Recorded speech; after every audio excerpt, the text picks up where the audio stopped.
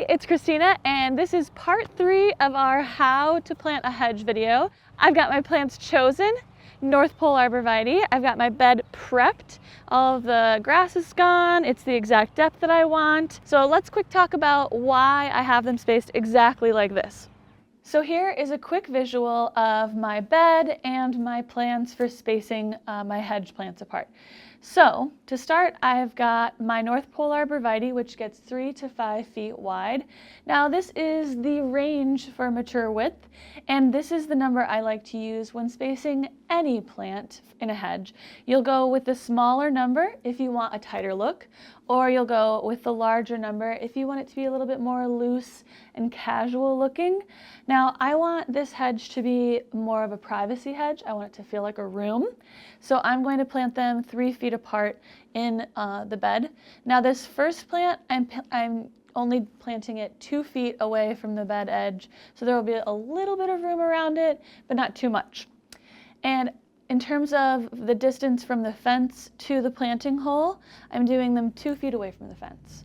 I've got my flags to mark exactly where the plants can go, and now I'm going to run a line from one end of the bed to the other, just to make sure that everything is as straight as can be.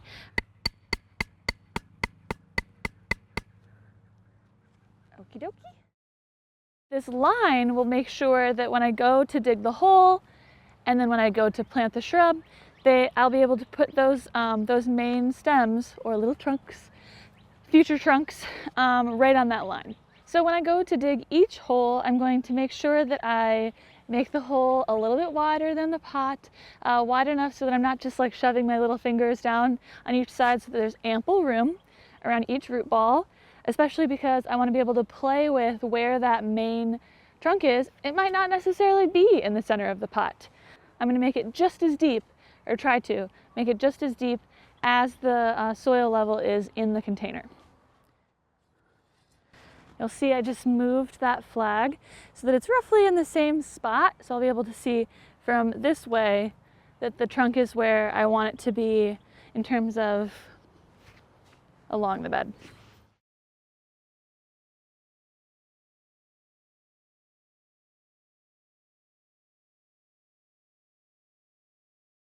So I've got my hole dug. I think it's about as deep as I need it to be, but to check, I'm going to pop the plant in the container into the ground just to check. Also, side note, I watered all of these plants yesterday, so they would be nice and moist for today, but not too wet so that they were hard to work with, or that I would kind of compact the root ball with soggy soil. Ah, look at that.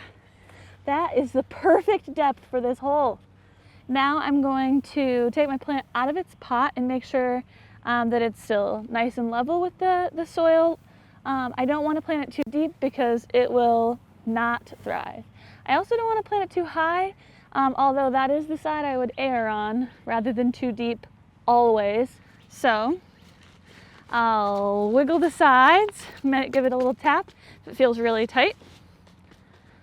I'm going to place my hand on the soil layer like this, and then push from the bottom.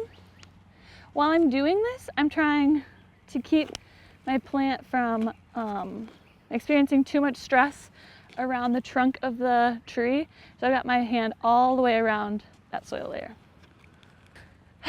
This is good. This is good to see. So this plant has a lot of roots. Sometimes you'll see very few, sometimes you'll see even more than this. This is a good amount of roots. So we're going to be rough. We're going to get this plant unbound so that those roots won't just keep circling around the hole. Sometimes you might be a little ruthless so that this plant will generate new roots and not strangle itself eventually. If the roots are really thick on your plant, you can use some pruners to get in there and really scratch it up. All right, so that looks good to me. All right, support that little stem. Pop it in the hole. All right, and now it looks a little too deep because I probably got some soil out of there from getting those roots loosened.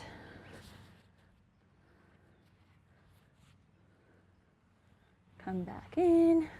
So it looks like I've got it on the line. I've got it square here too. So now I'm going to fill in the sides of my hole, just kind of pressing down the soil as I push the native soil back in.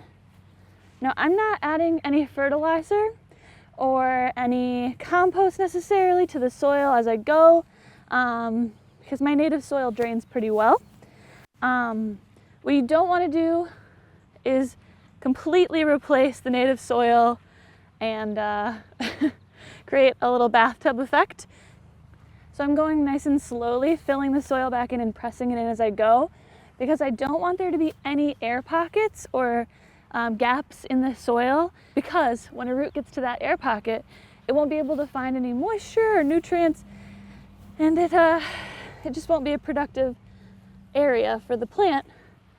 It'll be right up against this root ball. So we want there to be a nice layer of soil all the way around. That is 1 of 8. So those are all of my trees planted. The next thing I'm going to do is water thoroughly. Around each plant, I'm going to give them a nice big drink of water.